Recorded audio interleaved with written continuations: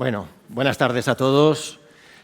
Muchas gracias a Vicente Bosch, bibliotecario de esta casa, del Ateneo de Valencia, coordinador de estas actividades culturales tan interesantes que todos los días lleváis a cabo y que enriquecen nuestra ciudad de Valencia y, por ende, todo el mundo hispanoparlante que ahora mismo y a posteriori nos estarán viendo a través de YouTube.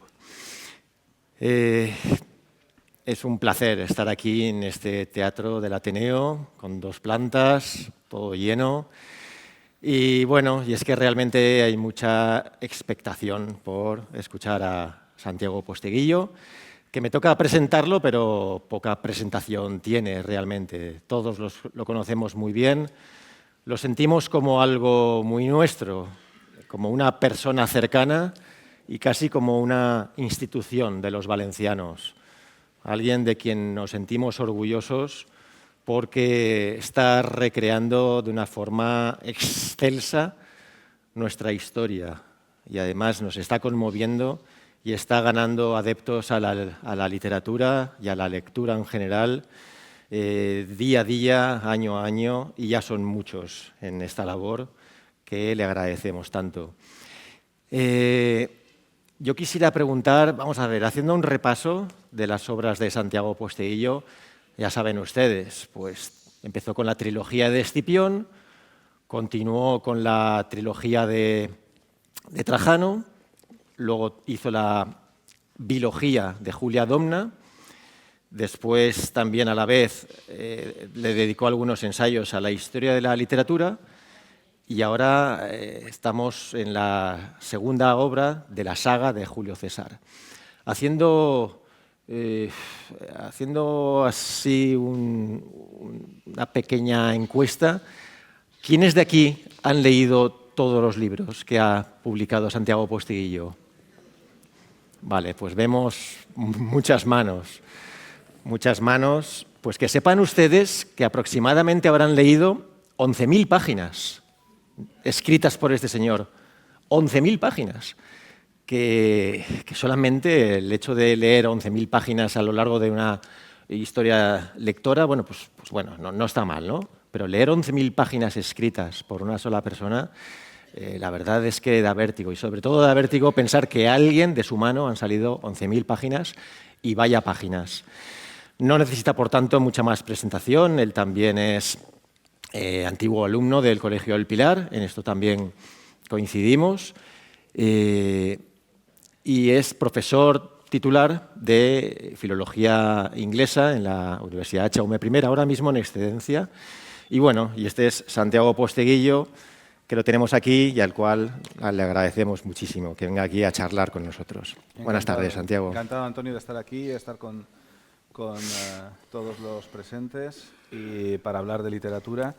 Y bueno, lo que ha quedado claro es que tengo un claro problema de hemorragia verbal que intento al menos presentar de forma organizada.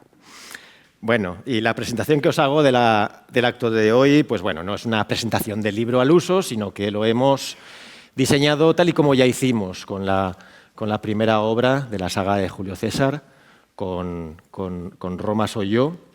Ahora se nos presenta Maldita Roma, es la segunda.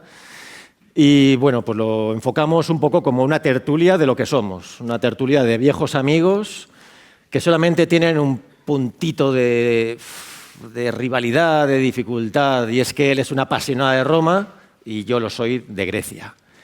Y ahí siempre hay pequeños choques que intentaremos explorar, intentaremos adivinar realmente quién se lleva la batalla. Limar las diferencias, si es posible. O profundizar en ellas, que ya veremos.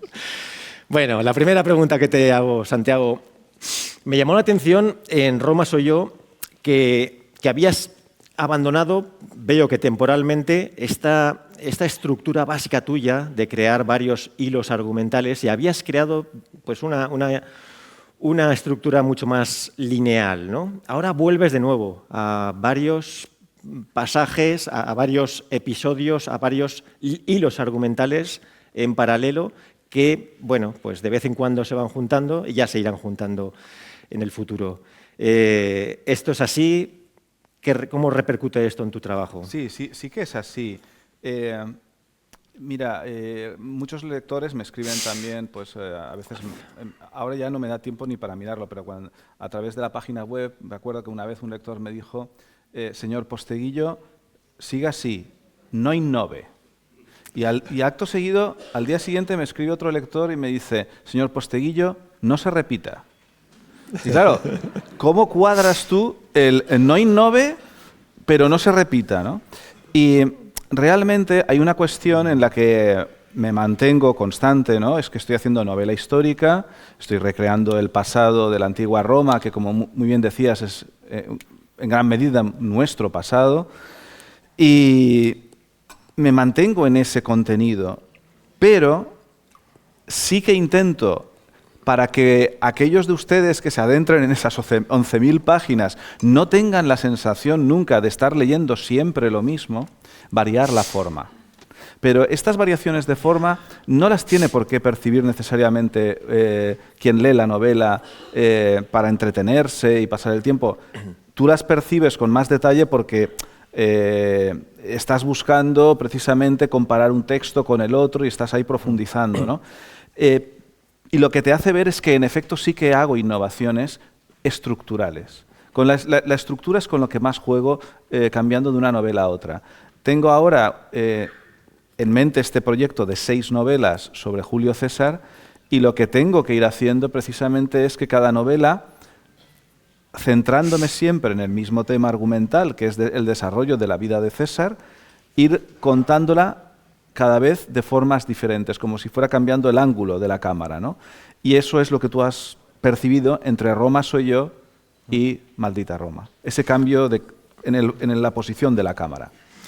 Y en los anteriores protagonistas, Escipión, Trajano, Septimio Severo y su mujer y su esposa Julia, teníamos mucha menos documentación en las fuentes sobre la vida de Julio César. Fueron muchos los autores antiguos que escribieron, incluido él, pero es que además ahora, claro, ya en esta segunda novela ya hemos dejado detrás su infancia y su juventud y ya nos adentramos en un periodo donde es difícil encontrar lagunas para la ficción. ¿Cómo te encuentras en esta tesitura? Cuando haces novela histórica te enfrentas con algunos problemas técnicos muy concretos, ¿no? A veces, con relación a la documentación, está el tema del vacío, ¿no? Por ejemplo, los amigos escritores, escritoras que sé que han escrito, por ejemplo, sobre la época de los visigodos en España, no hay muchas novelas sobre la época de los visigodos en España, es que no hay documentación. Probablemente todo lo que los visigodos dejaron por escrito sobre sí mismos en España cabe en un libro de 200 páginas. Y eso serían todas las fuentes primarias que hay sobre los visigodos. En cambio, cuando vas a Roma, si bien por lo que se puede calcular que se haya perdido aproximadamente el 95% de los textos escritos que habrían en las 30 y pico bibliotecas que llegó a haber en la Roma imperial, aunque se haya perdido ese 95%, el 5% que nos queda sigue siendo una cantidad muy grande de textos, ¿no? Solo hay que ir a la maravillosa editorial Gredos, ¿no? Y ver toda la colección de clásicos griegos y latinos que hay, ¿no? Y con César sí que pasa el otro problema que te encuentras como novelista histórico, que puede ser el de la sobredocumentación, ¿no? Y con la sobredocumentación has de tratarla de dos formas. Por un lado, no has de volcar nunca en tu texto, en tu novela, todo aquello que tú has leído, porque entonces vas a cargarte el ritmo narrativo. No se trata de un ensayo, no se trata de demostrarle a quien te lee cuánto has leído tú o dejado de leer, eso se da por hecho sobre el tema o sobre el personaje, sino se trata de seleccionar aquello que va a interesar más para la trama. Y finalmente hay un tercer problema cuando hay sobredocumentación, y es las contradicciones en la documentación. Y es que distintas fuentes hablarán de forma distinta sobre el mismo suceso. Lógicamente, lo que César dice de sí mismo y lo que Cicerón, por ejemplo, su gran enemigo o Catón político, pueden decir de él, son cosas muy diferentes. Pero es que una misma fuente, el propio Cicerón, puede variar en lo que deja por escrito en sus discursos en el Senado, por ejemplo, arremetiendo contra propuestas de César, y en lo que podía escribir sobre el propio César en cartas privadas, donde llegaba a reconocer y decir, César habla muy bien, pero eso no lo diría nunca en público. Entonces, con el tema de las fuentes, cuando hay sobredocumentación, no volcarlo todo y luego ir buscando en las contradicciones quién puede ser el más objetivo en cada momento, que no es sencillo. Y para esto a los lectores nos viene muy bien la nota final, la nota histórica, en la que se nos desgrana qué parte es real, qué parte es ficción. Pero es que hay veces que esto no basta, ¿no? Porque hay pasajes en los que te ves necesitado, te ves obligado a poner ahí mismo que esto es cierto. Es decir, sobre todo en la vida de Julio César, sí, que es una vida tan plena, y no solamente la suya, sino de la de los personajes que convivieron con él. Sí. Nada menos que Craso, que Cicerón, que Pompeyo, que Sertorio, Cleopatra. ¿En qué momento tú te ves necesitado de poner ahí mismo al lector? Oye, que sepas que esto no me lo he inventado. Sí, aquí hay dos cuestiones. Primero lo que has dicho de la nota histórica y, digamos, la nota a pie de página Sí. absolutamente necesaria. La nota histórica es algo que, primero tengo que decir que no me dejaban hacer las editoriales al principio. Luego cuando... Si debiera ser obligatorio novela Yo histórica. pienso que sí, pero bueno, sabes que las editoriales tienen ciertas, sobre todo las editoriales comerciales tienen una serie de convenciones que es muy difícil flexibilizar, ¿vale? Es verdad que cuando tienes un cierto nivel de popularidad, pues van dejando, bueno, que haga un poco lo que quiera para que esté con, pero un poco así como magnánimamente, ¿sabes? Bueno, se ha empeñado que ponga la nota histórica, ¿no? Pero realmente sí que esto surgió también a raíz de, en una firma de libros, recuerdo que un lector muy joven, un chavalín de 14, 15 años, me dijo que le había estado corrigiendo a su profesor de historia con respecto a las guerras púnicas a partir de lo que había leído en la trilogía de Escipión. Y claro, ahí me entró un poco de vértigo, ¿no? Porque si bien yo tiendo a ser muy fiel a las fuentes históricas, precisamente como a veces hay vacíos, yo lo relleno, ¿no?, con añadidos míos que, por supuesto, encajen de forma verosímil con los datos históricos que sí tenemos. Entonces, claro, me empezó a dar vértigo que un chaval pudiera empezar a corregir a su profesor diciendo tal personaje o tal otro, cuando a lo mejor alguno de esos personajes es de ficción, ¿no? Y entonces cuando decidí, vamos a poner una nota histórica al final. Y, en segundo lugar, es verdad que cuando te encuentras en la documentación algunos pasajes que son tan fascinantes, que dices, bueno, esto es como un regalo de la documentación, ¿esto ocurrió de verdad? Y caemos en el lugar común, ¿no?, de decir la realidad supera la ficción. Pero es que es verdad, es verdad. Los dichos vienen fundamentados en realidad, en acontecimientos que ocurren, y es que es verdad. Con esto me pasó con guionistas norteamericanos, que una vez que intentamos, uno de mis fracasados intentos en llevar al cine, ¿no?, alguna de mis novelas, y que paré porque los guionistas norteamericanos empezaron, no sé si fumaban algo por las noches o qué, pero empezaban a hacer cosas muy absurdas, y entonces detuve aquel proyecto. Se empeñaban en hacer cosas, inventarse cosas, y yo les decía, pero ¿no os dais cuenta que la historia tal cual es más potente que cualquier cosa que vosotros imaginéis? Si solo hay que contar la historia de Escipión o de Aníbal, con contar lo que ocurrió es suficientemente espectacular, no hace falta más. Y la vida de César pasa exactamente lo mismo, ¿no?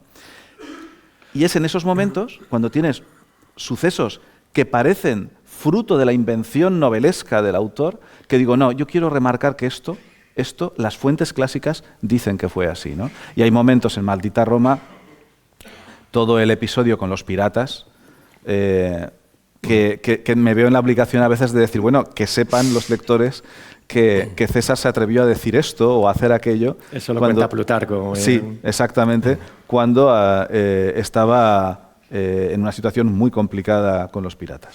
Para mí hay un pasaje que es el que más podría suscitar las dudas del lector, y es nada menos que en la sesión del Senado en la que se está tratando la conspiración de Catilina, y en ese momento de máxima tensión, uno de los peores momentos de la historia de Roma, al menos a nivel senatorial, que Julio César, mientras está interviniendo, recibe un mensaje por escrito, que eso era algo bastante común, y entonces Catón y Cicerón, sobre todo Catón, ¿no?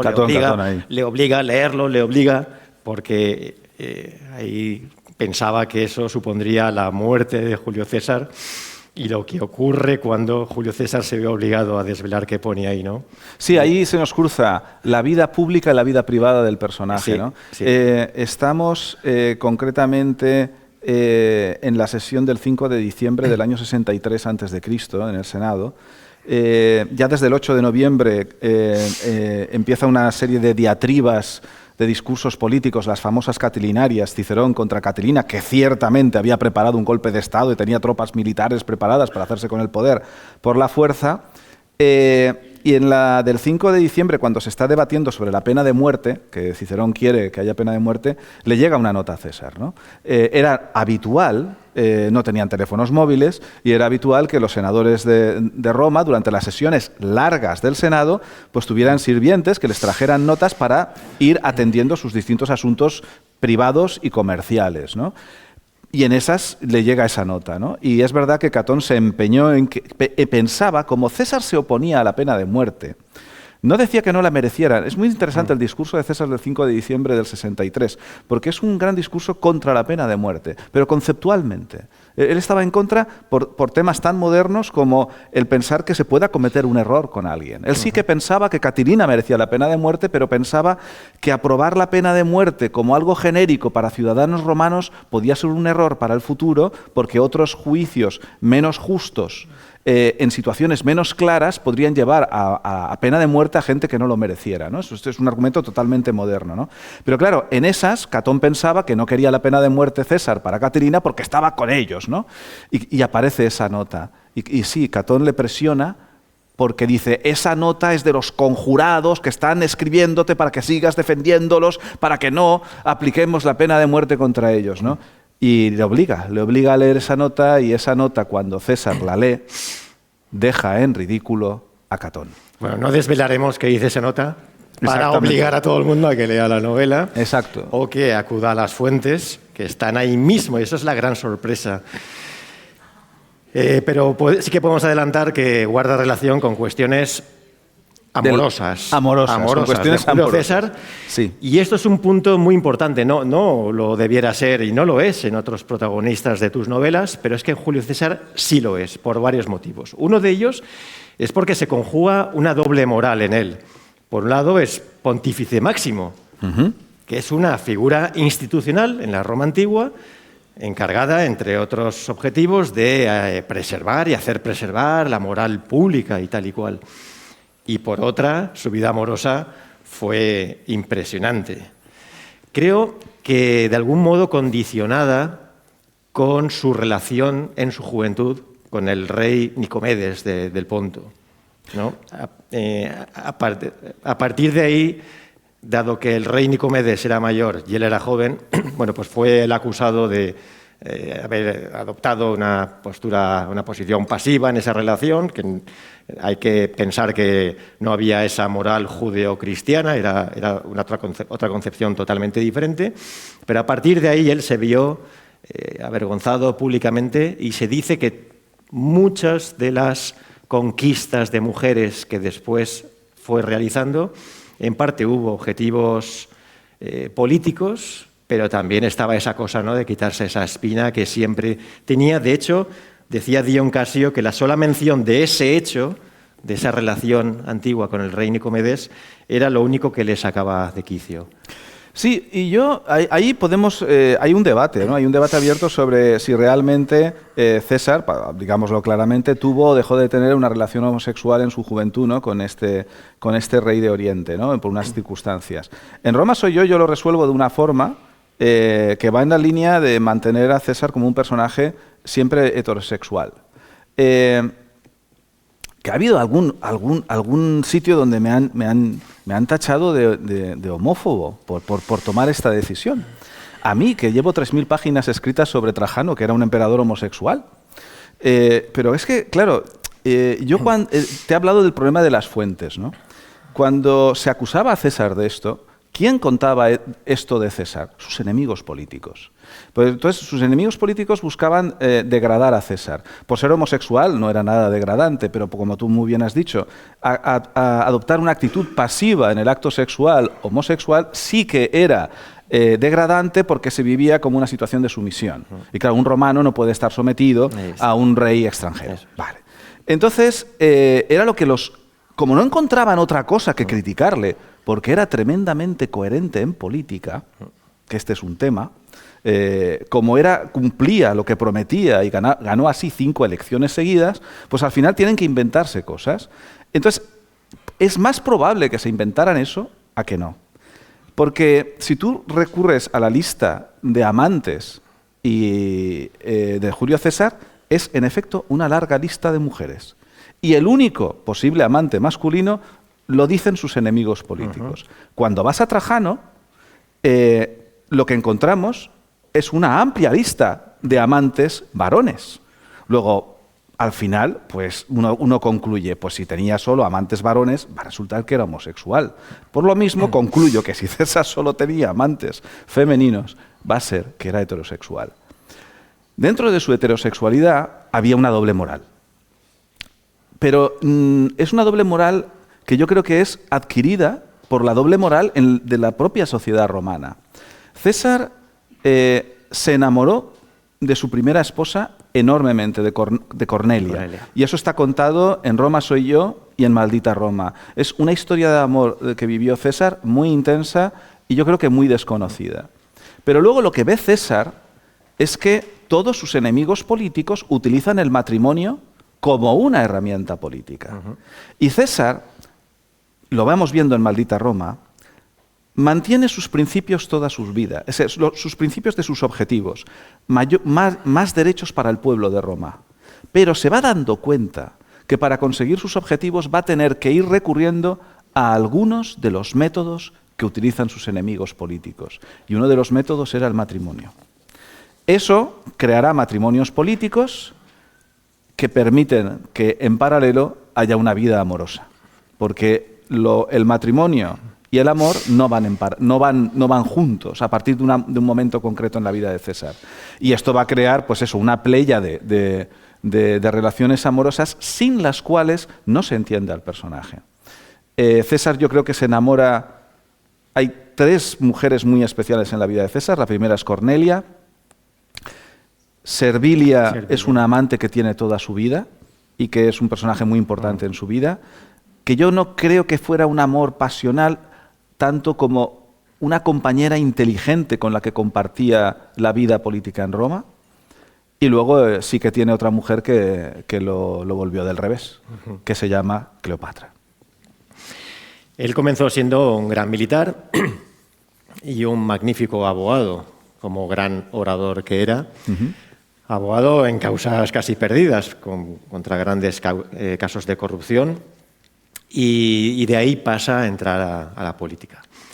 Y a la política ya le advierte Craso, cuando ingresó en el Senado, la política es infinitamente peor que la guerra. En un campo de batalla, al menos tienes claro dónde está el enemigo. Y es ahí donde se pone las pilas y ve lo que hacen otros, ¿no? Esto de que la política sea infinitamente peor que la guerra, esto de que la política esté guiada por este tipo de dinámicas, es una herencia que hemos recibido de Roma. A ver, yo creo que es una aseveración puesta en boca de los personajes, ¿no? Que intenta explicar algo cuando ciertamente cualquier debate político va a ser siempre, por muy duro que sea, mejor que cualquier guerra. Esa es mi opinión personal. Pero yo creo que lo que el personaje Craso le intenta trasladar ahí es que incluso en la dureza extrema de la guerra hay cosas que tienes más claras que en el debate político. Y es que en la guerra, que es lo peor que nos puede pasar, o de lo peor, sí que sabes quién es el enemigo normalmente, ¿no? Pero en política política puede pasarte cualquier cosa, ¿no? Y eso es algo que podemos ver hoy día y que se veía en aquel momento, ¿no?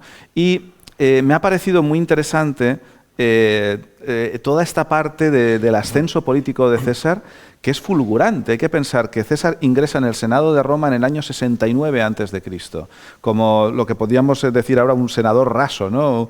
Un senador recién ingresado. Y en el 58, 11 años después, está consiguiendo la máxima magistratura de Roma, el consulado, que es como llegar, digamos, a presidente de gobierno, para que nos entendamos hoy día. Eso en 11 años. Es un ascenso fulgurante, pero es que además es en 11 años donde todos sus enemigos políticos, encabezados por Pompeyo y sobre todo Cicerón y Catón en el Senado, le van a poner todas las cortapisas políticas y obstáculos que uno se pueda imaginar. Qué inteligencia y qué astucia política la de César para poder sortear cada uno de esos obstáculos y seguir ascendiendo, pactando unas veces con unos, pactando otras veces con otros y siempre ascendiendo, pero nunca perdiendo su objetivo principal, su principio. Por eso digo, los principios no los pierde. Los principios de que lo que tenga que hacerse ha de ser para ayudar al pueblo. Eso no lo pierde, pero sí va cambiando los métodos. De hecho, hay un pasaje precioso que Aurelio, el tío de César, hermano de su madre Aurelia, le dice a Aurelio a su hermana: César ha de aprender a moverse en política, pero no tanto como para olvidarse de sus principios, como hice yo. Es decir, sí que es posible en Roma y en nuestros días ejercer la política manteniendo unos principios básicos que sí que se mantienen en la guerra y también en la oratoria, en la abogacía, algunos, otros no, mantienen los principios. ¿En política también es posible? Yo creo que sí. Lo que no digo es que sea fácil, porque el propio César no lo tuvo fácil, ¿no? Y cuando veamos en la cuarta novela de la saga que él va cambiando, o sea, va adoptando métodos de sus enemigos, claro, cuando sus enemigos empiecen a utilizar métodos violentos, que ya se ve en esta segunda novela, César empieza a hacer ademán de que él también puede utilizar la violencia. En Maldita Roma ya hay un par de situaciones donde César hace el ademán de demostrar que si vais por ese camino, tampoco me voy a retirar. Lo que pasa es que él lo va a retrasar todo lo posible, ¿no? Pero cuando lleguemos al famoso Rubicón, tendré que explicar que César cruzará el Rubicón porque no le dejan otra opción. En toda esta dinámica de la política hay mucho tecnicismo legal. Es decir, está el funcionamiento del Senado, instituciones antiguas, casi olvidadas, que quien sabe bien de política y de historia de Roma sabe en el momento apropiado utilizarlas, todo el cursus honorum y cada uno de los cargos que alguien con ambiciones tiene que ir adquiriendo y superando, cómo se consigue, por qué vía, el Senado, los tribunos de la plebe, en fin, hay un equilibrio de poderes. Porque bueno, la Roma republicana y sus instituciones es algo que sorprende a cualquier visitante y le ocurre a la joven Cleopatra cuando llega, ¿no? y se lo cuentan. Bueno, para todos estos tecnicismos, como para cualquier otro, pero creo que aquí en especial, bueno, pues a un novelista le conviene recurrir a expertos. Tú aquí, como en tantas otras ocasiones, has recurrido a Alejandro Baliño, amigo nuestro, catedrático de Derecho Romano. ¿Qué ocurre cuando alguien en un proyecto así acude a un verdadero experto en algo concreto y acude con humildad? La verdad es que, bueno, no sé si Alejandro estará por ahí porque, no sé... Creo que no. No ha podido venir hoy, vale. Pero la verdad es que Alejandro es tremendamente generoso con su tiempo y con su conocimiento. Y la verdad es que acudir a un experto como él en estas situaciones lo que te da como novelista es una enorme seguridad. Te da una enorme seguridad de que cuando tú estás recreando esa época, en las decisiones que tú estés tomando narrativas o de ambientación, que la ambientación que tú estés haciendo, en este caso legal, ¿no? Sobre vericuetos legales, estrategias legales, etcétera, sean acordes o en consonancia con las leyes de la época, ¿no? Y eso, aunque lo puedes encontrar en los libros, es difícil en ningún libro encontrar las situaciones que tú quieres describir, porque a veces vas más allá de lo que normalmente se ha considerado cuando estás recreando, con diálogos, con conversaciones, con interrogatorios, con investigación, un juicio político, unas votaciones en el Senado. Y en cambio, la conversación con el experto te da esa seguridad. Te dice, eso es posible, eso es imposible, eso sería un error histórico, eso sería anacrónico, eso sí que podría haber ocurrido. Claro, y esa seguridad te la da una persona como él, ¿no? Que además, ya te digo que era muy generoso con su tiempo, porque a veces yo le he planteado preguntas y claro, por muy experto que seas de un tema, no tienes por qué saberlo todo automáticamente en el momento de todo, ¿no? Y el tomarse el tiempo para darme una respuesta sobre una pregunta, ¿no?, concreta, eso lo ha hecho muchas veces y la verdad por eso están los agradecimientos lo has tenido machacado, pero le he encantado. Sí, pero no, una maravilla, ¿no? Bueno, y me enviaba unos WhatsApps de una extensión interesante, ¿no? No sé si ustedes han recibido WhatsApps de estos que son muy largos y que y tienes que llegar al final y pone leer más. Bien, pero ¿han tenido algún WhatsApp donde después de un leer más hayan seguido para abajo y aparezca un segundo leer más? Pues con Alejandro Baliño sí es un pasa copia-pega, ¿no? Supongo que será un copia-pega, pero era un copia-pega muy largo. Pero porque me daba respuestas muy exhaustivas, ¿no? Lo cual es de agradecer. Bueno, hablando de preguntar y de responder, no hemos comentado, pero es obvio, al final de la charla entre Santiago y yo estaremos encantados de contestar cualquier pregunta que tengan a bien hacernos. En tus protagonistas sueles incluir a un compañero del protagonista, un poquito al modo de Quijote y Sancho Panza, ¿no? Porque es una figura, aparte de que era así en el plano real, es una figura que desde el punto de vista literario da mucho juego. Cada uno tiene una visión de la vida y da lugar a diálogos muy interesantes. En este caso es Tito Labieno, que efectivamente fue la mano derecha de Julio César durante mucho tiempo. ¿Qué juego te ha dado este personaje? Y también preguntarte si se torcerá en el futuro esa relación. A ver, por un lado lo que dices es muy cierto que es una decisión a veces narrativa, pero que se corresponde con la vida real. Yo creo que es relativamente habitual que mucha gente tiene su mejor amigo, su mejor amiga, ¿no? Y que suele ser una persona que te acompaña toda tu vida y con la que tienes ciertamente una relación muy especial. Y eso le pasó a muchos de los personajes, ¿no?, que yo he ido novelando, ¿no?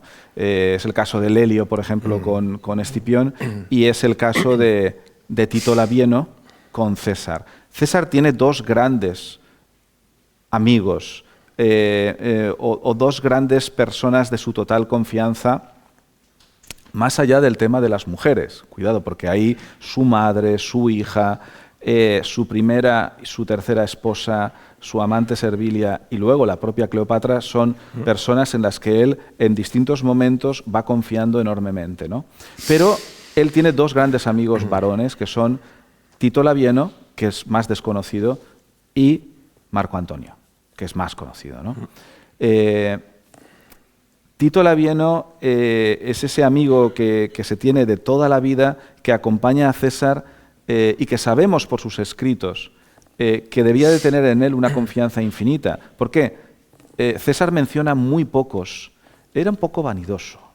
Y cuando escribía sobre sus grandes victorias militares fuera en la Galia o en la guerra civil, le costaba reconocer que alguno de sus oficiales, ¿no? No le costaba reconocerlo en la campaña, porque él genera un sistema de premios que fomentaba la valentía entre sus oficiales, pero a la hora de ponerlo por escrito, dejaba muy pocos nombres por escrito, reconociendo su valor, ¿no?, en las campañas militares. Y siempre aparece Labieno. Labieno es la única persona en la que confía, hasta que aparezca Marco Antonio, para dejar el mando de las legiones si él se encuentra indispuesto, si él tiene que ir a otro lugar. ¿Cómo de confianza o cuánta confianza debía de tener César en Labieno? Pero Labieno, como tú anticipas, es un personaje que yo definiría como shakespeariano.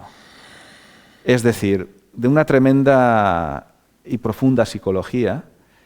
Y hemos dicho también en esta conversación que César va a ir cambiando.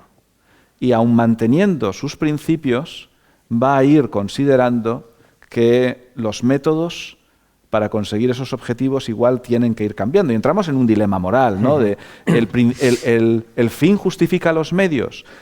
César pensaba que sí y Labieno pensaba que no. Y evidentemente esto, en algún momento de la saga, tendrá que confrontarse. Y por eso digo que Labieno es un personaje shakespeariano. Ahora bien, pase lo que pase, César siempre respetó y admiró a Labieno. Bueno, se pondrá interesante el tema. Se pondrá muy interesante. También en esta vía, en este plano. No hay tertulia entre tú y yo, por lo menos, y ya son unas cuantas en las que no hablemos sobre la defensa de las humanidades. Uh-huh. Y aquí además nos vamos a adentrar en este tema de la mano de Tito Labieno, precisamente, porque en la página 449 le dice a su amigo, César le dice a su amigo Labieno: un pueblo que sepa más, que lea, que vaya al teatro o que se admire ante el arte, es un pueblo que piensa más, y quien piensa más es más exigente con quien le gobierna y está más atento a los abusos de poder y reclama más justicia.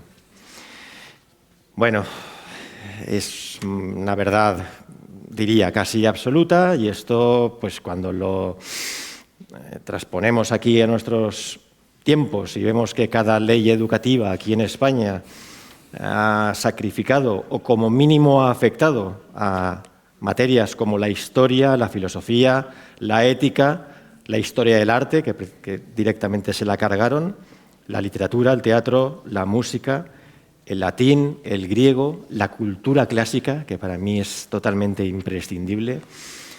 Entonces, si es algo tan evidente, ¿por qué estos ataques a las humanidades? ¿Qué buscan realmente? ¿Por qué se está dando? ¿Y por qué?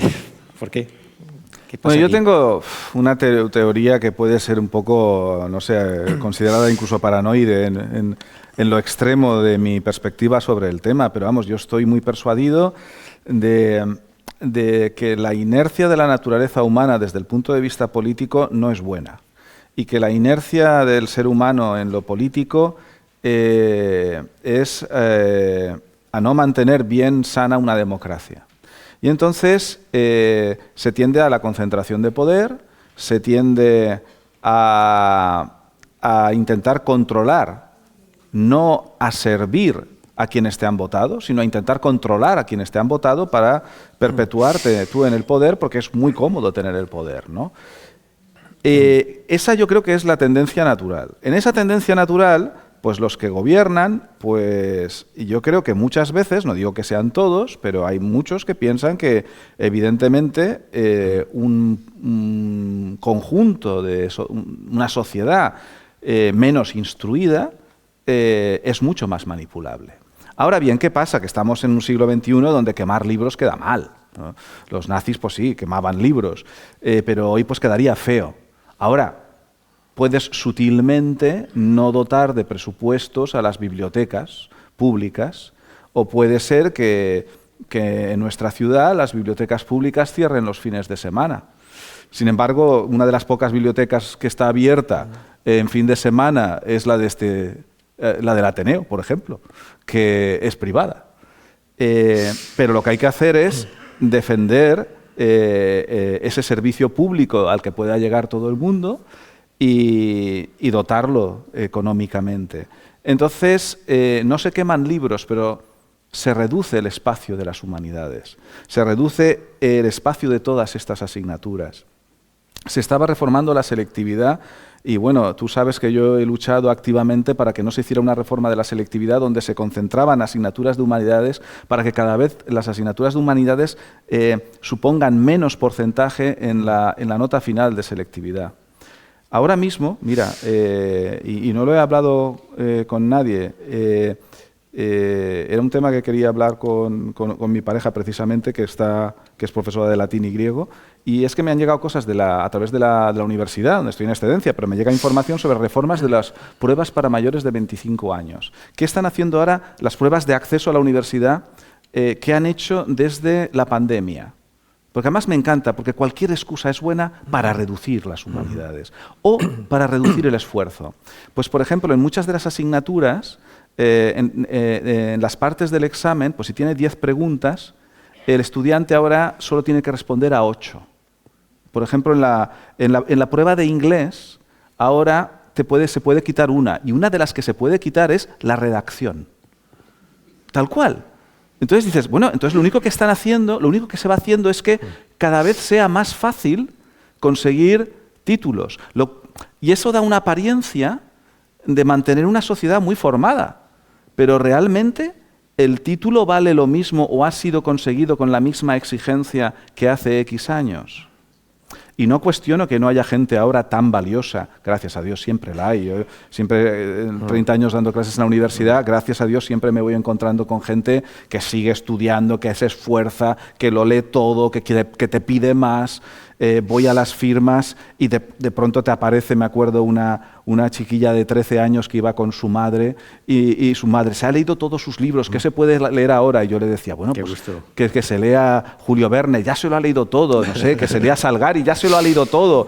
Y digo yo, pues que se lea Guerra y Paz de Tolstoy. Y digo, ¿te la has leído? Y me dice la niña, me dice, no. Y su madre, ay, pero podrá. Digo, hombre, no sé, otra persona no sé, pero su hija yo creo que sí, ¿no? Entonces, sigue habiendo gente así, pero la inercia de quienes nos gobiernan es a evitar que haya esa gente y a tirar de esa gente hacia abajo, en lugar de tirar de aquel a quien le cuesta más hacia arriba. No es que se ataque sistemáticamente a las humanidades, que está muy bien pensado, porque son las asignaturas que te hacen pensar. Y yo quiero que un médico que vaya a investigar sobre genética, haya estudiado filosofía para que sepa lo que es ético y lo que no es ético cuando tome decisiones de investigación. Entonces, ¿qué ocurre? Vamos en esa inercia donde se reducen las asignaturas del pensamiento y además se ataca la filosofía del esfuerzo. Es como que todo tiene que ser fácil. Y cuidado, tú puedes enseñar de muchas formas y por supuesto que muchas metodologías pueden ser empleadas, pero siempre que el estudiante se implique, que el estudiante se esfuerce y que el estudiante acabe aprendiendo. Me da igual la forma, yo admito cualquier metodología, lo que no admito es bajar el nivel. Y yo me he encontrado en 30 años de docencia que yo suspendía más gente ahora que antes y mi nivel de exigencia no había cambiado. Y me encontraba con más gente en revisión de exámenes que antes. Pero me entraba un estudiante con un 0 a revisión de examen. Y digo yo, ¿qué parte del 0 no has entendido? O sea, un 0 es un 0. O sea, no es un 4,5. Entonces, eso hace 30 años no me pasaba. Nadie venía a una revisión de examen con un 0. Entonces, ¿aquí qué ha pasado? Y hay una sobreprotección, y yo creo que tenemos que luchar contra esto. Tenemos que defender la necesidad de las asignaturas del pensamiento, que son todas las de humanidades. Tenemos que defender la cultura del esfuerzo y tenemos que hacerlo a diario. Y tenemos que luchar por mantener nuestro sistema democrático lo más sano posible. Creíamos que cuando hicimos la transición ya lo teníamos todo. Pero lamentablemente por esa inercia que creo yo que tiene el ser humano, ¿no? a pervertir las buenas situaciones de gobierno, yo creo que cada generación tiene que volver a luchar por purificar el sistema de gobierno, ¿no? Y ahí estamos. Así que tenemos una trinchera muy grande de lucha cultural, pero bueno, en ello estamos. Yo intento hacerlo también con mis novelas.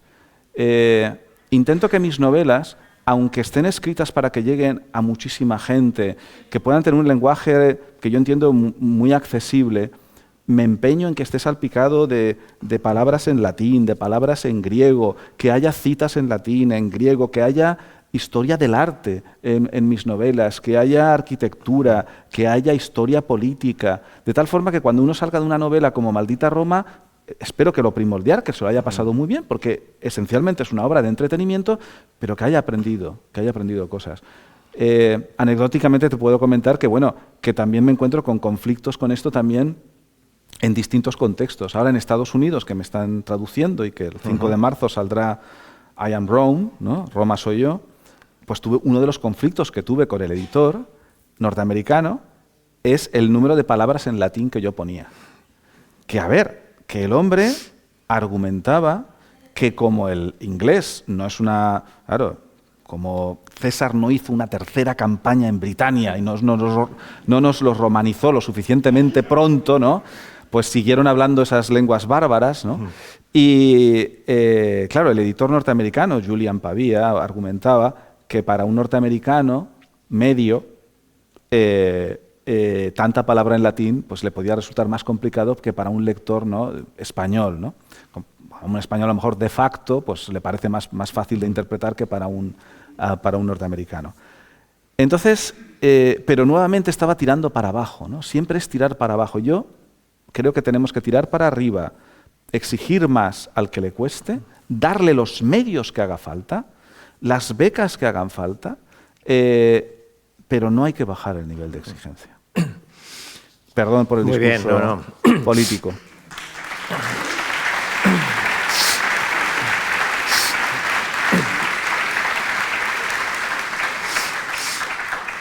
Es más, solo por añadir un punto, en fin, ya sabemos que la democracia la inventaron los griegos, en concreto los atenienses.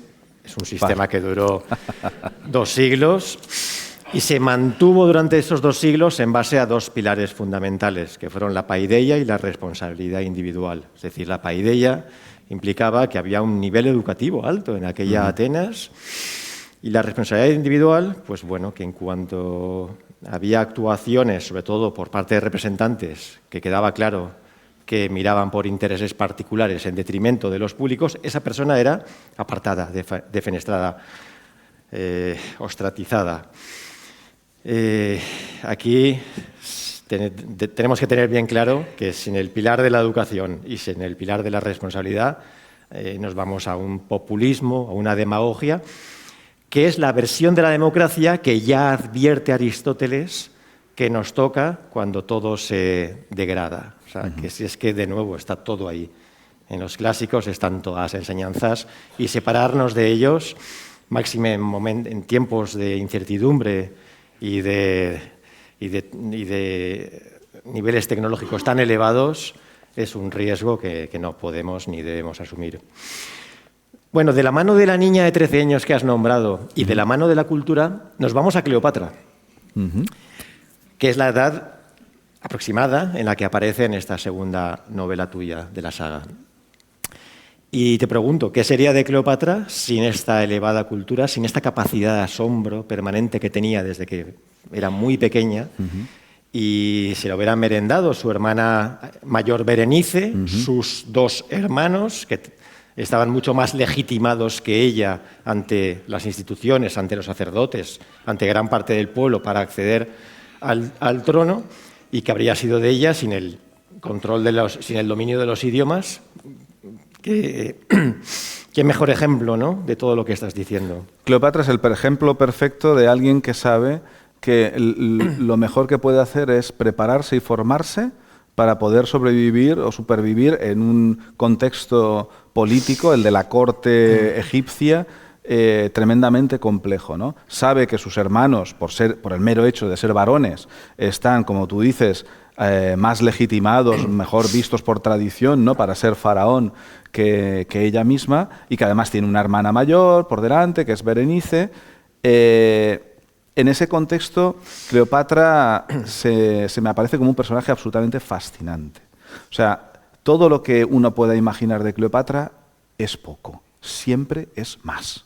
Es absolutamente increíble. Todo lo que he ido leyendo sobre ella me atrapa, ¿no? Es un personaje que, siendo aquí aún una niña, ya va pegando codazos con todos los demás personajes y pidiendo páginas. O sea, es un personaje que cuesta controlar narrativamente, porque consigue marearte de tal forma que cuando te quieres dar cuenta dices, le estás atando otro capítulo y otro capítulo. Pero dices, ¿cómo no voy a contar esto de ella? ¿Cómo no voy a contar aquello otro? ¿No?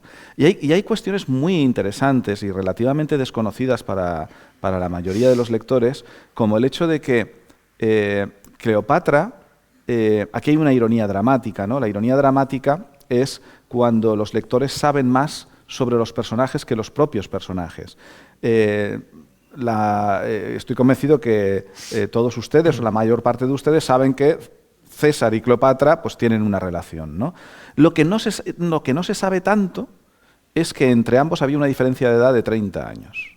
Y eso se empieza a reflejar en esta novela, porque César está ingresando con la edad mínima en el Senado en el año 69, 30 años, paro la narración y me voy a Egipto, y está naciendo Cleopatra. Entonces, claro, el lector dice, anda, si están naciendo, ¿cómo se van a juntar?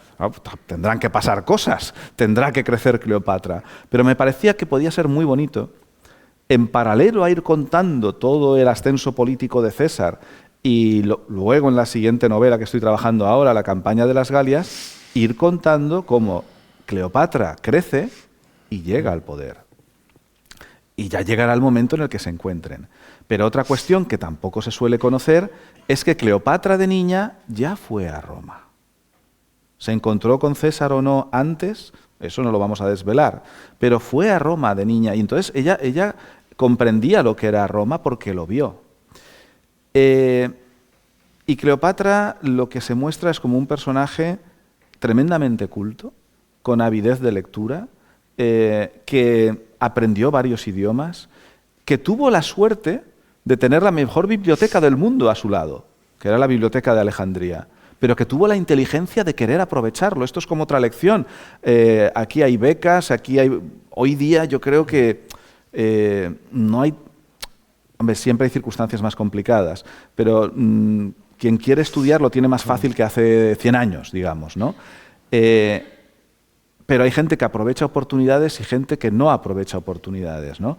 Pues digamos que ni la hermana mayor de Cleopatra ni sus hermanos aprovecharon lo que era la biblioteca de Alejandría, pero Cleopatra sí.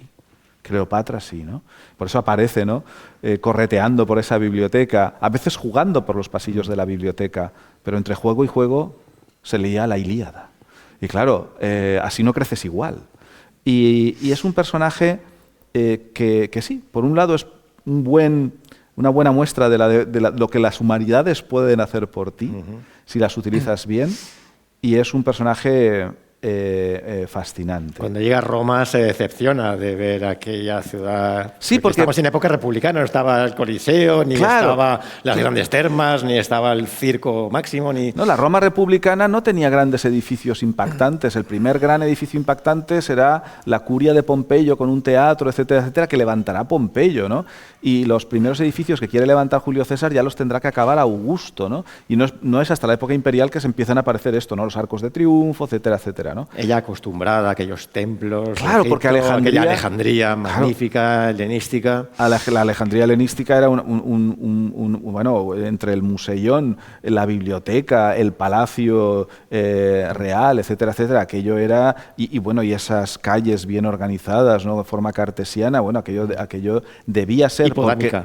Sí, Hipodámica, perdóname, hipodámica, porque no queda apenas nada. O sea, la pena es que si vas a Alejandría buscando a Cleopatra, no vas a encontrar prácticamente nada, ¿no?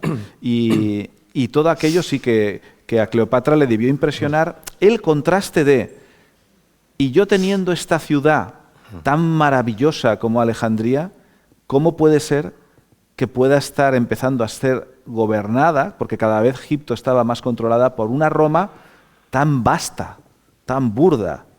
Pero claro, Roma se había desarrollado en lo militar. Es un contraste magnífico. Y eso la buena novela histórica es capaz de tocar esos matices y que el lector se conmueva ante ellos. Esto en un ensayo es mucho más difícil. Es más difícil porque de buscar esa connotación. Claro, porque precisamente has dicho la palabra connotación. En la novela histórica, por su parte de novela, podemos jugar con lo connotativo, con lo emotivo, con la emoción. En un ensayo, aunque sea en un tono divulgativo, lo denotativo, ¿no? Lo puramente informativo es lo que domina. Entonces, normalmente tú pasas información sin tanta emoción, ¿no? La novela tenemos ese posible elemento adicional que juega muy a favor para narrar un personaje como Cleopatra. Bueno, hablando de ciudades, y estamos en Valencia, esta es la primera vez en toda tu obra que recreas Valencia, ¿no?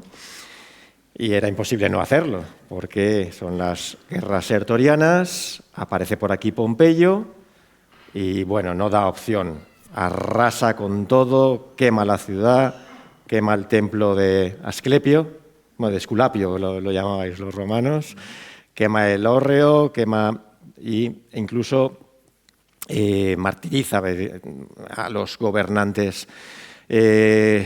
Claro, luego Valencia fue refundada por Octavio Augusto, sobrino nieto de Julio César, y la destruyó Pompeyo, el gran rival de Julio César. ¿Cómo no vamos a ser de Julio César, no? Eso es lo que yo siempre he dicho, que teniendo en cuenta que la Valencia ya fundada por Roma es destruida por Pompeyo, un buen valenciano solo puede ser cesariano, no puede ser pompeyano. Los de Pamplona no sé, pero claro, aquí... Pamplona no, porque claro, Pamplona, Pompaelo, ¿no? Es una ciudad fundada por un campamento pompeyano. Sí, un momentito que se ha cortado. Claro que Pamplona, Pompaelo originalmente está fundada porque allí Pompeyo estableció, y de ahí el nombre de Pamplona, uno de los campamentos cuando luchaba contra Sertorio. Todo lo de Sertorio es muy interesante. Realmente, en la Roma republicana de la época de César estaba dividida en el bando popular, que defendía los derechos del pueblo, y el bando optimate, que defendía la oligarquía senatorial. Cicerón, Pompeyo, Catón defendían a la oligarquía senatorial. El bando popular pues, estuvo encabezado primero por el tío de Julio César, Cayo Mario, y luego por Sertorio, que era el segundo en el mando. Sertorio, tras la derrota de Cayo Mario, se refugia en Hispania, y lo más interesante, más allá de que mantuviera una gran resistencia militar, lo que realmente pone nervioso a Roma, a la Roma senatorial, es que Sertorio no solo plantea una defensa militar, sino que plantea crear un nuevo Estado. Y en Osca, en Huesca, crea un nuevo Senado romano. Un Senado romano de acuerdo a las nuevas leyes, donde el pueblo tenga más derechos, etcétera, etcétera. Claro, está empezando a crear un Estado paralelo y eso es lo que hará que se envíen un montón de tropas desde Roma para acabar con Sertorio. Y deciden enviar a distintos militares, Metelo, etcétera, hasta que al final envían al mejor que tienen, que es Pompeyo, ¿no? Y bueno, aquí en el Levante valenciano, entre Liria, Sagunto, este triángulo Liria, Sagunto y Valencia, hubo enormes enfrentamientos entre las tropas de Sertorio y las tropas de Pompeyo. Sertorio se hizo con Liria y esto irritó mucho a Pompeyo porque era una ciudad favorable a Pompeyo y Pompeyo quería vengarse y arrasar alguna ciudad, digamos, de la otra facción y pensó en hacerlo con Sagunto, pero claro, fue a Sagunto, vio el castillo de Sagunto, ¿no? Vio la fortaleza allá arriba y comprendió que eso no iba a ser fácil porque a Aníbal también le costó lo suyo y él quería una venganza rápida. Y entonces vio nuestra bonita ciudad en plano, sin apenas fortificación, éramos una pequeña ciudad comercial y dijo esto. Y realmente fue una venganza cruel, porque éramos un enemigo muy pequeño para sus legiones y realmente trató a Valencia con una crueldad brutal. A Hispania le dedicas bastantes páginas, pero muchas menos, porque es que lo sorprendente es que la novela tiene 900 páginas, pero hay pasajes donde dices, bueno, ya, las dos visitas de Julio César, les das el tratamiento bastante rápido, porque es que si ya te entretuvieras con ello, nos plantamos en 1500, supongo. Pero... Sí, claro, cuento el paso como cuestor y el paso por la zona también de Andalucía, de Gades, de Cádiz, ¿no? Y luego, cuando viene como propretor, exactamente, y hace una campaña militar bastante importante contra los lusitanos que atacaban los puestos y las zonas fronterizas del norte de la Bética, ¿no? Y le sale redonda la jugada porque tiene una gran victoria contra los lusitanos en la parte noroccidental de la península ibérica, pero luego ahí es donde están el oro y el estaño, que ya se venía extrayendo desde época muy antigua. Y es ahí donde él, por primera vez, ¿no?, tiene un botín con el que empezar a devolver sus deudas, principalmente con Craso. Sí, de hecho, por esta campaña en Hispania se le ofrecerá por primera vez a César celebrar un triunfo. Y César está a punto de celebrar ese gran triunfo. Pero ahí está lo que yo he comentado anteriormente en nuestra conversación de las cortapisas políticas. Cicerón y Catón no querían que César se presentara a las elecciones a cónsul. Y se aprovecharon de que había una ley por la cual cuando un general victorioso, un cónsul romano, en este caso un propretor, venía victorioso de una campaña, no podía entrar en el pomerium, en la zona sagrada del centro de la ciudad de Roma, hasta que celebrara su triunfo. Pero era el mismo año en el que se tenía que presentar las candidaturas para presentarse a cónsul. Y lo que ocurría es que tú te tenías que presentar esa candidatura de forma presencial, es decir, tenías que entrar en la ciudad. Lo normal, si hubieran sido gente normal, es decir, bueno, que César celebre su triunfo y luego que se presenten los candidatos que quieran, ¿no?, y se celebran las elecciones consulares. Pero claro, Cicerón y Catón dicen no. Primero, que se presenten las candidaturas, porque no quieren cambiar el calendario electoral. Entonces, que en septiembre se presenten los candidatos. Pero claro, César no puede entrar, no puede presentarse porque entonces no puede celebrar su triunfo. Y le obligaron a César a decidir, si quieres presentarte a las elecciones, tienes que renunciar a tu triunfo. Y César renunció. César le hicieron todo lo posible para que nunca se presentara a las elecciones. Y él siempre sacrificaba lo que fuera. A mí me encanta en ese proceso cuando hay un momento donde están ya tan desesperados los senadores enemigos que ya no sabiendo qué hacer porque sistemáticamente ganaba las elecciones a las que se presentaba, a edil, a pretor, a pontífice máximo. Llega un momento donde lo último que se les ocurre es, como saben que tenía deudas económicas, ofrecerle dinero. Y se me ocurrió, porque claro, me dicen no sé cuántos miles de dracmas. Y dice, ¿cuántos son no sé cuántos miles de dracmas? O que eran un equivalente a millones de sestercios. Ya, pero ¿eso cuánto dinero es? Para que yo lo pueda entender. Y entonces había un estudio de Engen en el 2004 que, aplicando lo que se puede comprar con cierta cantidad de dinero en una época, lo extrapola a épocas modernas, para poder decirte a qué equivalían diferentes cantidades de dinero. Y según los estudios de Engen, a Julio César le ofrecieron aproximadamente unos 600 millones de euros porque no se presentara a las elecciones. Eso es bastante dinero, 600 millones de euros. Y César dijo que no, que se presentaba a las elecciones y volvía a ganar.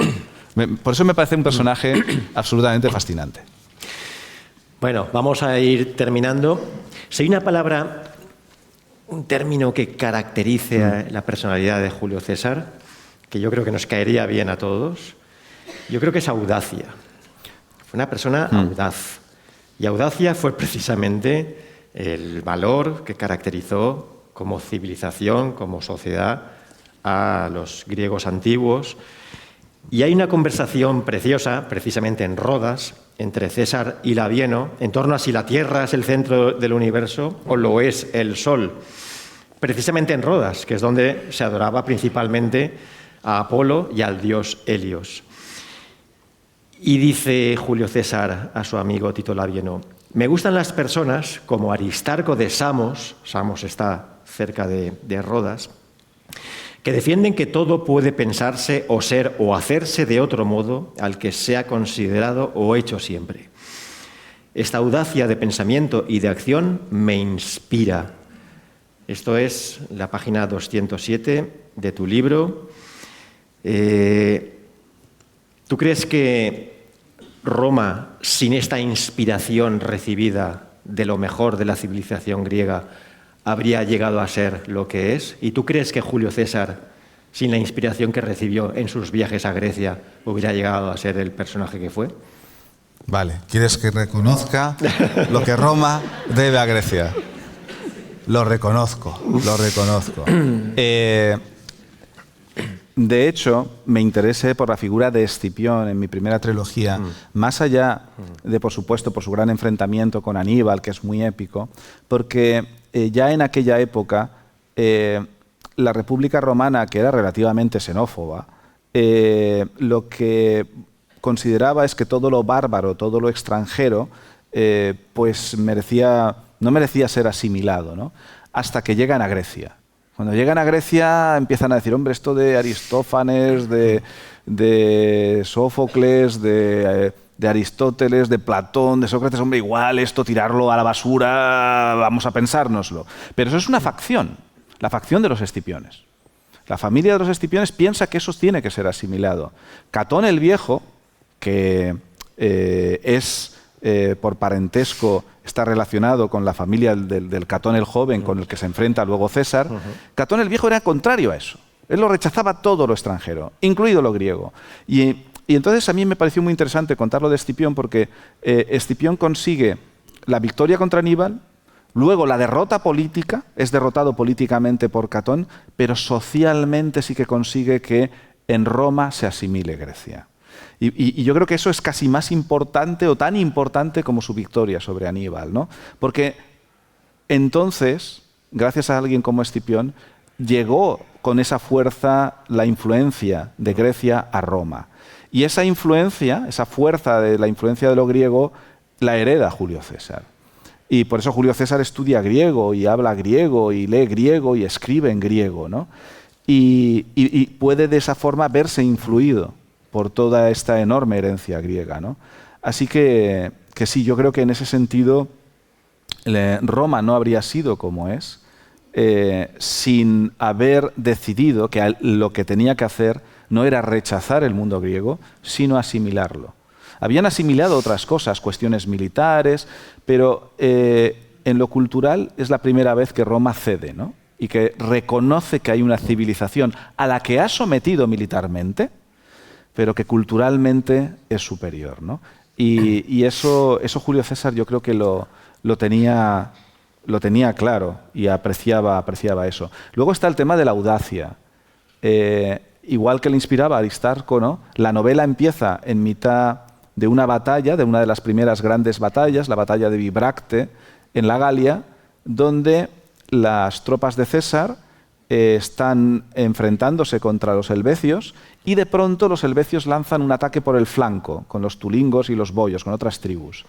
En esas circunstancias, las legiones romanas, cuando eran sorprendidas en un ataque, valga las redundancias, por sorpresa, por un flanco, siempre se retiraban, siempre se retiraban. Pompeyo lo hizo aquí, precisamente cuando se ve atacado por dos flancos, por dos posiciones por Sertorio, se retira. Porque Pompeyo era un gran militar, pero le faltaba ese punto de audacia. Y César tenía ese punto de audacia donde cuando se está viéndose atacado por otro flanco y le viene Labieno y le viene el joven Craso y todos le dicen nos retiramos. Y él dice no. Y es la primera vez que un cónsul, en este caso un procónsul romano, dice no nos retiramos aunque nos ataquen por dos lados. Maniobramos con las legiones y mantenemos las posiciones. Pero eso no se ha hecho nunca. Y César dice el que algo no se haya hecho nunca no quiere decir que no pueda hacerse. Pero claro, has de tener los arrestos para hacerlo. Y ese era César. Bueno, con esta grandísima afirmación de Santiago, yo creo que cerramos. Guarda relación con lo que dijo Horacio, que fue coetáneo de todas estas personas, que escribió: Grecia cautiva, cautivó a su fiero conquistador y trajo las artes al agreste Lacio. Ahí está dicho todo. Es decir, los agrestes se cultivaron y recibieron grandes principios y valores. subrayado queda y aceptado. Bueno, pues nada, damos paso a Vicente Bosch y a las preguntas que ustedes quieran hacer.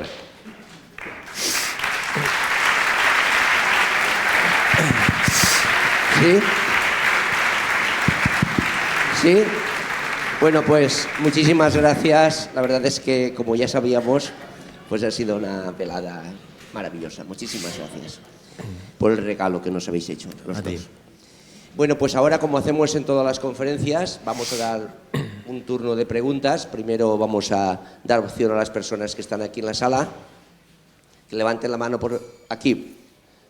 Por favor, les rogaría que fuerais concretos y también a nuestros ponentes que contesten de forma lo más concreta posible para poder hacer las más cantidad de preguntas también posibles.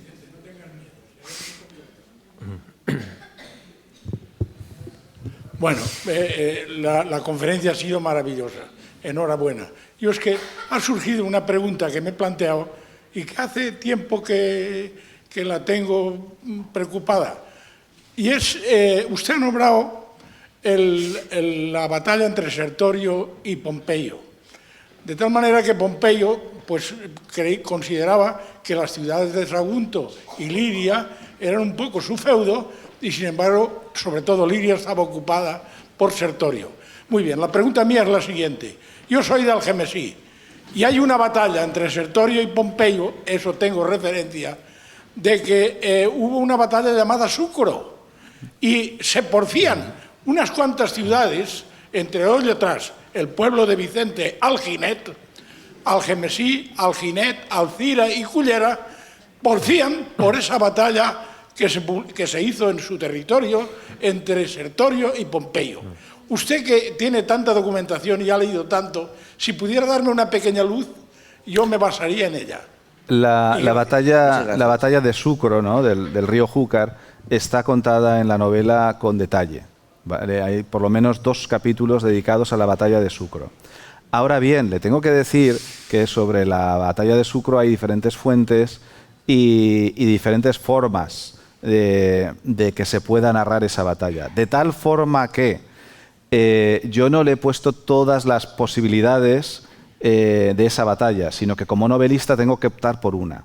No sé si será la forma en la que he contado la batalla de Súcoro la que concuerde más con lo que usted tiene en mente o no. Pero ciertamente la batalla de Súcoro fue muy importante y está contada en Maldita Roma. Muchas gracias. ¿Alguna pregunta más? Allí hay una mano y después allí también hay otra mano. Bueno, yo tengo que manifestarte, Santiago, que he disfrutado muchísimo todas tus novelas, por supuesto esta también, porque es la más reciente.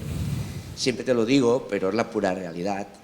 Las disfruto muchísimo, pero también me haces llorar en todas las novelas. Pero eso es señal de que soy sensible y que tú tocas la fibra que llega al fondo de las personas. Muchísimas gracias. Gracias. Sí, una pregunta para Santiago. Yo soy gran lector de cómics, nos hemos conocido allá por Puzol y hemos hecho algunas charlas. Sé que has sacado algún cómic sobre alguna novela tuya histórica. Quería saber cómo ves la visión de Uderzo y Goscinny del César, porque yo era más de los galos, de Asterix y Obelix, y ahora me has hecho ser más de César. Entonces, esa pregunta hay que dar, pues sé que también te gustan mucho los cómics. Sí, no, a ver, a mí yo tengo en mi biblioteca toda la colección de Asterix y Obelix, al menos hasta la muerte de Goscinny, del guionista inicial, ¿no? Luego creo que han estado buscando y siguen buscando un guionista y que esté a la altura de Goscinny y no lo han encontrado y han hecho más cómics, unos con más acierto que otros, ¿no? Pero a mí me parece un cómic fascinante, ¿no? Yo creo que el Julio César que nos presentaba Goscinny era en cierta forma parodiado, porque lo sacaban de quicio constantemente Asterix y Obelix, pero también lo mostraba en algunos rasgos que tenía César, que era magnánimo en la victoria y generoso.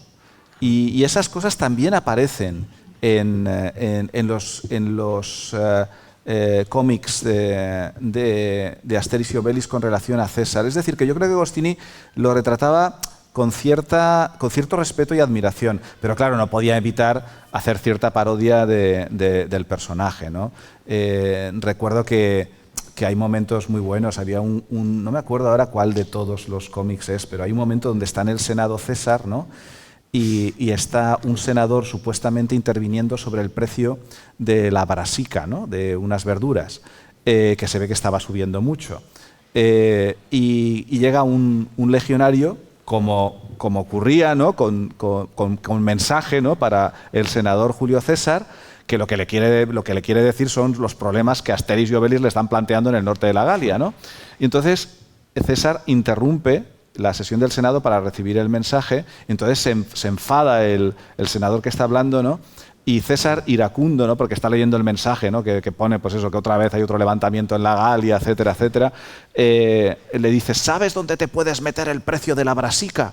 Y entonces, claro, el que está anotando las frases, ¿no? De lo que se dice en el Senado se le dirige uno al otro y le dice, esto no lo anotes para la posteridad, ¿no? Ese fino sentido del humor tenía Goscinny, ¿no? Está parodiando al personaje, pero a la vez te está diciendo que también dijo grandes frases, ¿no? Pero está hecho con una fina ironía. Entonces a mí evidentemente Asterix y Obelix son los buenos, ¿no? Pero yo creo que el César de los cómics de Asterix y Obelix está escrito desde la admiración y la ironía. Por favor. Bueno, yo soy de las personas que se han leído las 11.000 páginas y tengo que decir que me gusta tanto que lo leo demasiado deprisa y no asimilo todo lo que leo. En esta en concreto quería hacerle a Santiago dos preguntas. Una, que me ha en relación con las mujeres de César. Una es que me ha encantado el trozo en el que Julia, la hija de César, cómo le transmite a su padre que acepta el casarse con Pompeyo porque si hubiera sido chico le hubiera podido acompañar en las batallas y ayudarle en las victorias. Pero cómo le plantea la necesidad de que César diga que sí a la boda con Pompeyo. No sé si es cierto o es ficción. Eso por una parte. Y la otra pregunta sería que César, su segundo matrimonio es con Pompeya, que será por motivos políticos, pero que al final no veo el rédito que le saca ese matrimonio. No entiendo muy bien cómo se casa con esta mujer ni qué beneficios espera. Gracias. El matrimonio con Pompeya lo que hace es que hemos de recordar que César viene de haber sido exiliado, de ser considerado poco menos que un radical político y poco menos que un apestado político. Al casarse con Pompeya, que no hemos de olvidar que era nieta del dictador Sila, el principal defensor de la oligarquía senatorial, es lo que le va a permitir que por lo menos se le permita los primeros ascensos en el Senado. Entonces sí que consigue un rédito político. Lo que pasa es que es un rédito limitado. Y en el tema de Julia, tuvo una excelente relación con su padre, ¿no? Y para su padre Julia pues era alguien tremendamente especial. Y sabemos que los acontecimientos históricos y las cosas que Julia aceptó hacer. Lo que no hay es ninguna grabación de las conversaciones. No hay ninguna grabación de las conversaciones personales entre César y su madre o entre César y su hija. De tal forma que las conversaciones, evidentemente, las he creado yo, claro. Pero están en consonancia con las acciones privadas y públicas de cada uno de los personajes. Es decir, que yo entiendo que las conversaciones que he puesto son proyecciones probables de lo que pudieron decirse el uno al otro. Pero es creación mía. Muchísimas gracias. ¿Hay alguna otra pregunta aquí, ahí detrás? Y paso yo a hacer las preguntas del Internet. Buenas.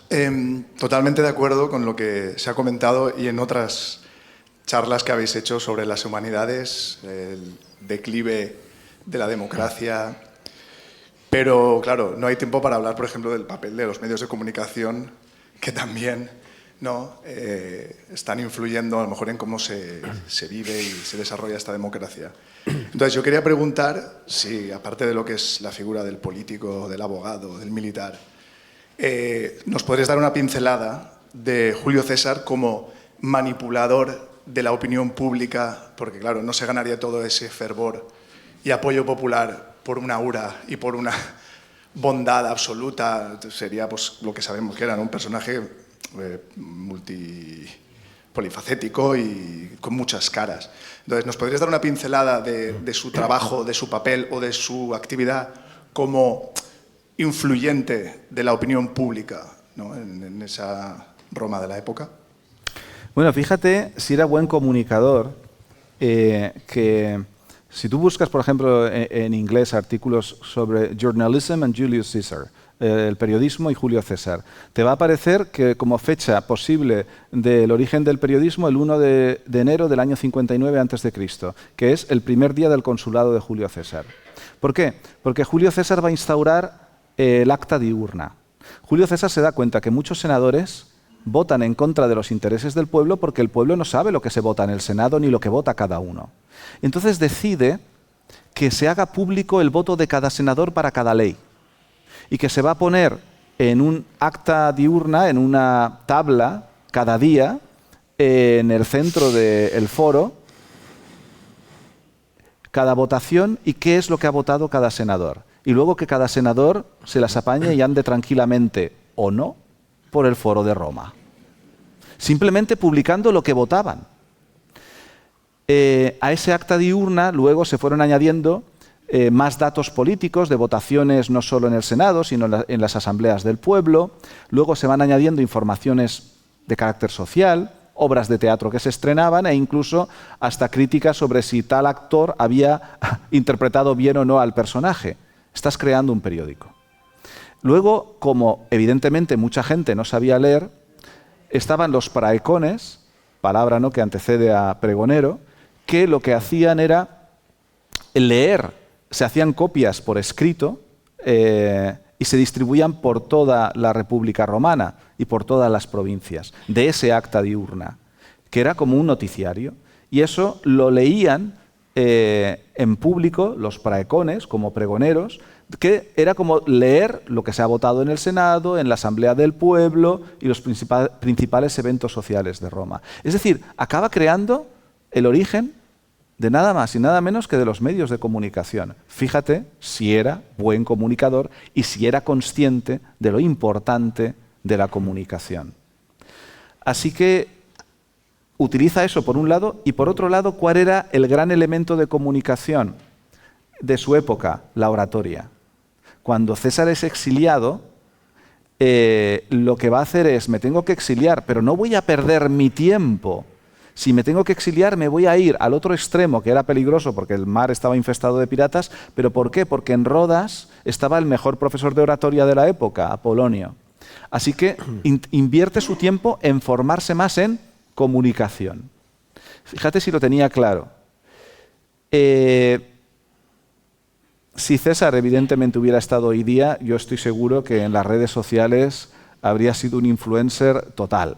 ¿Por qué? Porque sabía de la importancia de la comunicación. Sabía que había que emplear la mejor comunicación posible para hacer llegar tus mensajes. Muchísimas gracias. Bueno, pues yo empiezo a hacerte preguntitas del Internet. Pilar Tarazona te pregunta, buenas tardes, quisiera preguntar si es conocedor de la serie de HBO Roma, si le parece interesante y si tiene algo de realidad. Muchas gracias. Sí me parece interesante y tiene bastantes detalles muy realistas, porque es de las pocas series donde, por ejemplo, cuando salen los legionarios, salen sucios, que es lo más normal. Porque un soldado, un legionario romano en campaña militar, pues probablemente tendría el uniforme bastante sucio.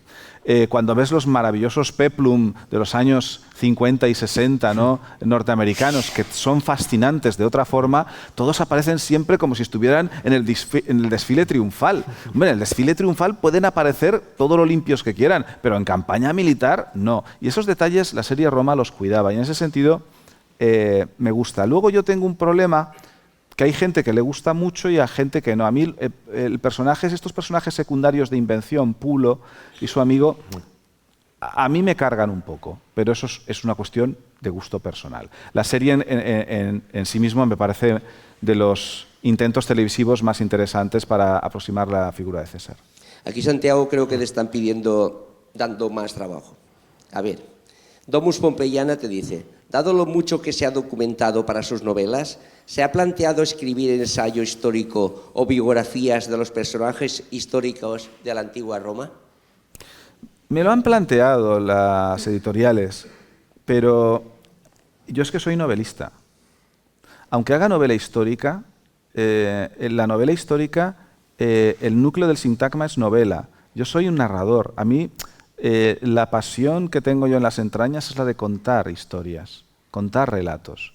Es verdad que luego, dentro de las múltiples posibilidades del relato, me he centrado en la novela histórica. Tengo libros de relatos, pero mis novelas son todas novelas históricas. Pero yo me considero novelista, entonces a mí lo que más me apasiona es hacer novela y en ello seguiré.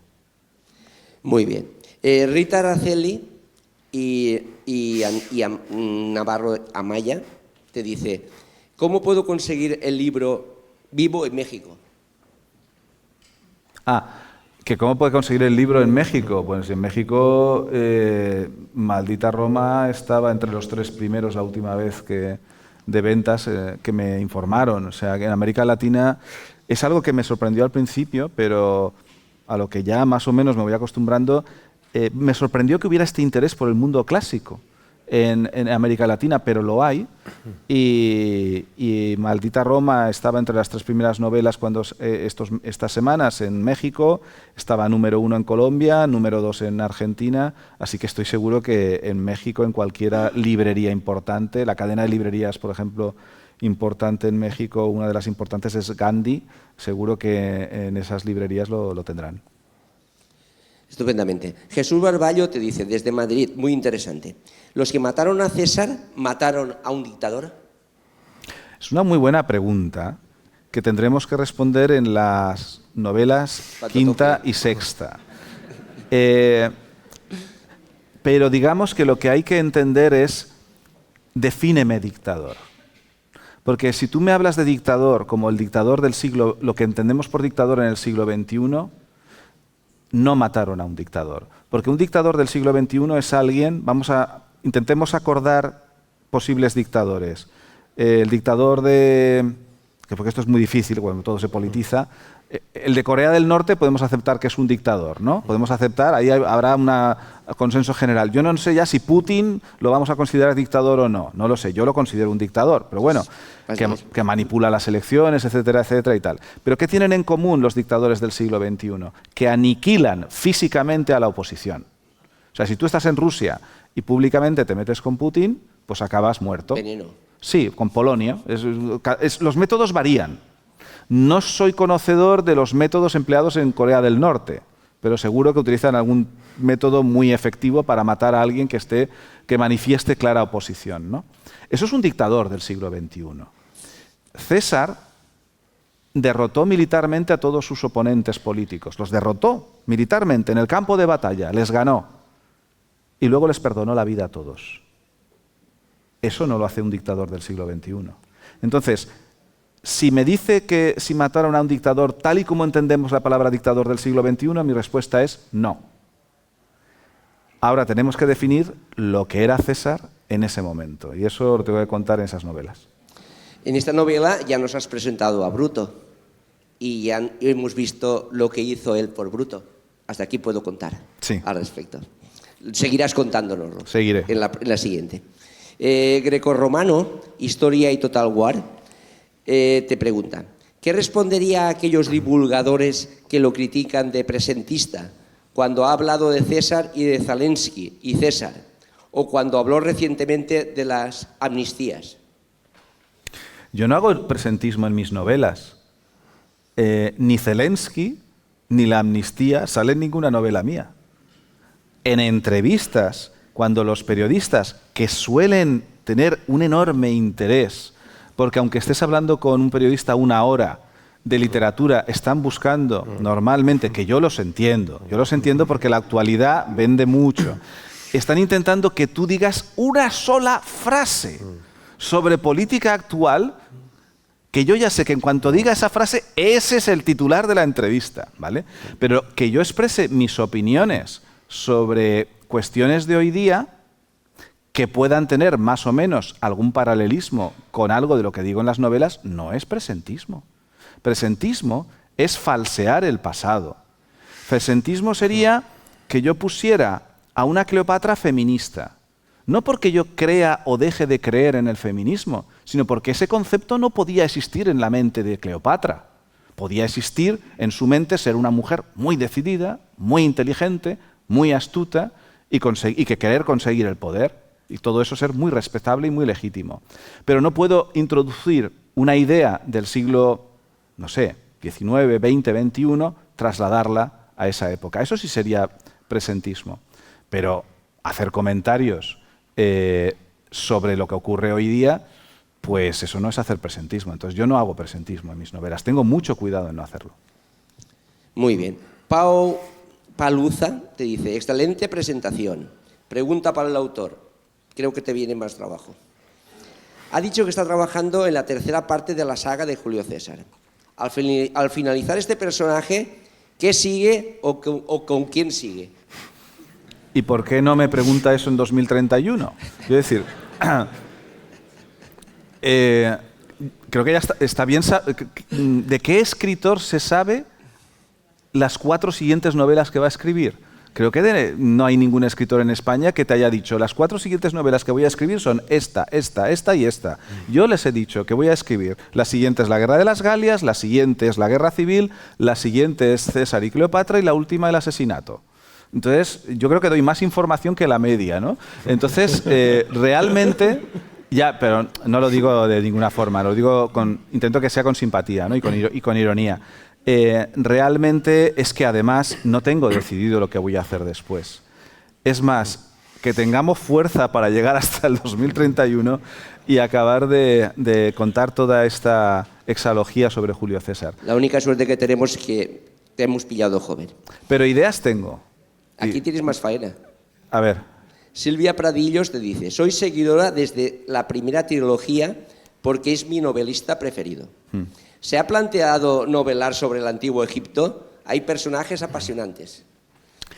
Hay personajes apasionantes, último de los cuales como representante podría ser Cleopatra, ¿no? La propia Cleopatra, aunque es de un Egipto muy diferente al Egipto, ¿no? de las primeras épocas, ¿no? Tanto la historia como la propia mitología egipcia es apasionante y es una época que me interesa mucho. Pero yo creo que en las ideas que yo barajo post-César, ¿no? hay todavía muchos personajes en la antigua Roma que me seguirán atrapando. Y como tengo esta cuestión que no suelo hacer novelas cortas, no sé si me dará la vida tiempo para salir de Roma alguna vez, ya veré.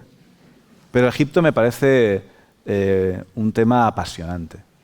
De hecho, estuvimos el fin de semana viendo la exposición del CaixaForum, ¿no? sobre momias que hay en el CaixaForum, y me pareció maravillosa, bueno, sobre todo hecha con piezas del Museo Británico, ¿no? Pero les queda un fin de semana para verla. O sea, nosotros también estuvimos viéndola con los amigos del IBDE, Instituto Valenciano de Egiptología, y fue una verdadera maravilla. Exacto. Pau Paluza te pregunta, si se hiciera una serie de películas basadas en sus sagas, a su total gusto, ¿cuál sería? ¿Cuál elegirías?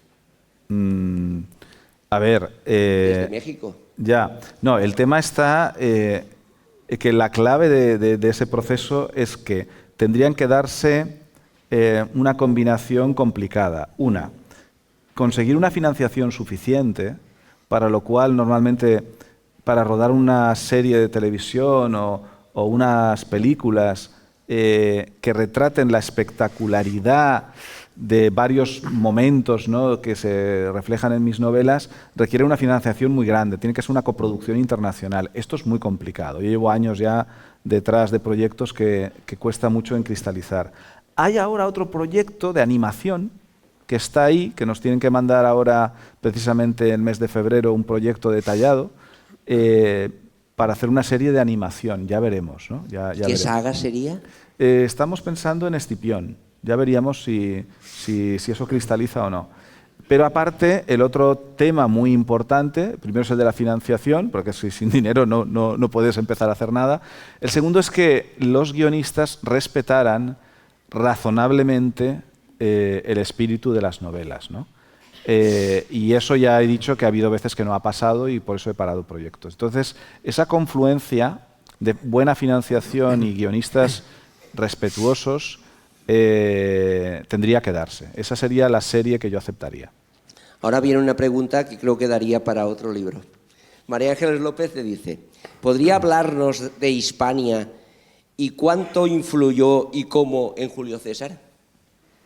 Sí, ha aparecido Hispania en varias ocasiones en Maldita Roma, pero es que va a volver a aparecer porque lo que a lo mejor no se suele conocer tanto es que la larga guerra civil o la complicada guerra civil entre César y Pompeyo tiene varias batallas clave en Hispania, ¿no?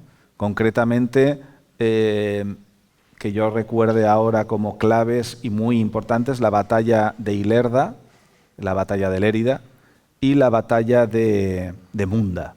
La batalla de Munda en algún lugar de Andalucía que no está claro cuál es, ¿no? Hay varias ciudades, Osuna, Ronda, ¿no?, que dicen que son Munda, pero hay debate, ¿no? Esas dos batallas son absolutamente claves y esas batallas sí que las tendré que contar con detalle en la novela, es decir, que es la última vez en la que César aparece por Hispania. ¿Consideras que influyó y cómo mucho en Julio César? Muchísimo, muchísimo, porque de hecho la Legión Décima Equestris, que es su legión prácticamente favorita, surge en la campaña lusitana. Luego gran parte de esas unidades se las llevará a la Galia y es como su unidad, casi su unidad militar fetiche, ¿no? Y entonces digamos que el origen de la unidad militar fetiche de César viene de Hispania. Y de hecho el emblema que utilizaban en los estandartes las legiones de César era el toro, era el animal que utilizaban. No está claro si eso es por relación directa con Hispania o simplemente porque el toro era un animal que en todo lo que era la civilización grecorromana era visto como un animal de gran poder, de gran fuerza, ¿no?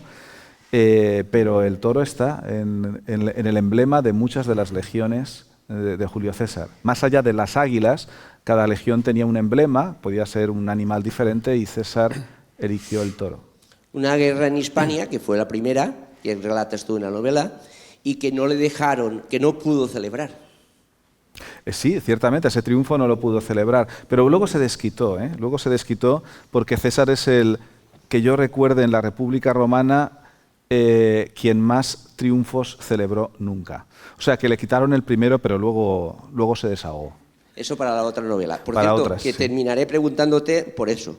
Isabela Cano López te pregunta, ¿para cuándo el tercer libro sobre Julio César? Bueno, pues vamos a pensar que yo tardo aproximadamente entre 1 año y medio y 2 años para cada novela, y si ha salido en noviembre del 2023, pues mínimo la primavera del 25, como mínimo para la siguiente novela. Pues la verdad es que ya estamos intrigados y esperando la novela nueva para conocer más sobre la figura del gran Julio César. Bueno, pues la verdad es que una maravilla de tarde. Muchísimas gracias por hacernos estos regalos. Muchísimas gracias por existir. Muchísimas gracias, Antonio, por estar ahí.